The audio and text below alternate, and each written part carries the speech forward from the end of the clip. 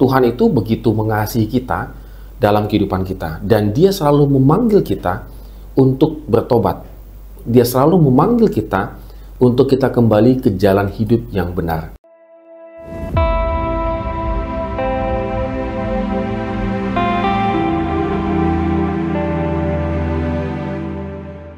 Salam sahabat, Pendeta Fabio di sini, dan kita lanjutkan renungan kita di Kidung Agung pasal yang kedua. Tetap semangat membaca dan merenungkan firman Tuhan. Ya, kita masuk lagi dalam Kidung Agung ini, dan kita akan meng-headline-nya di ayat yang ke-8.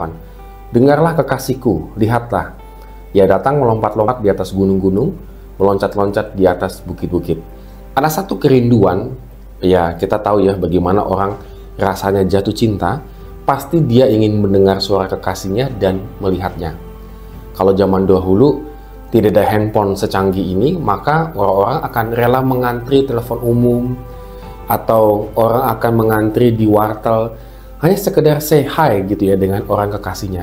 Yang penting hari ini saya dengar suaranya, itu sudah sangat happy banget, apalagi bisa bertemu. Nah, Kidung Agung kali ini Salomo menggambarkan betapa bahagianya jika di tengah kerinduan yang mendalam ia bisa bertemu dengan kekasihnya. Di ayat yang ke-9, bagaimana panggilan sang kekasih yang nun jauh di sana sudah mulai terdengar dan sosoknya sudah mulai terlihat. Jadi betul-betul Salomo menanti-nantikannya. Sekedar melihat dari jauh is okay. Ajakan untuk bertemu kini terdengar makin jelas di ayat yang ke-10. Dan Salomo menggambarkan musim yang berganti menandakan masa penantian segera berakhir. Ayat 11 sampai 13. Jadi ada musim-musimnya di mana mereka bisa bertemu. Maka makin besarlah keinginannya untuk melihat wajahnya kekasih di ayat yang ke-14. Jadi, apapun yang menjadi penghalang harus disingkirkan. Ini adalah statement yang luar biasa di ayat yang ke-15 ya.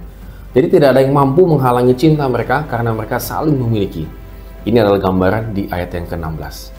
Panggilan dari orang yang dinantikan adalah panggilan yang di dalamnya terdapat kerinduan besar dan kuat.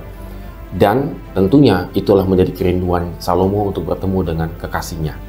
Nah, sahabat, pada hari ini kita sama ya. Tuhan itu begitu mengasihi kita dalam kehidupan kita, dan Dia selalu memanggil kita untuk bertobat. Dia selalu memanggil kita untuk kita kembali ke jalan hidup yang benar.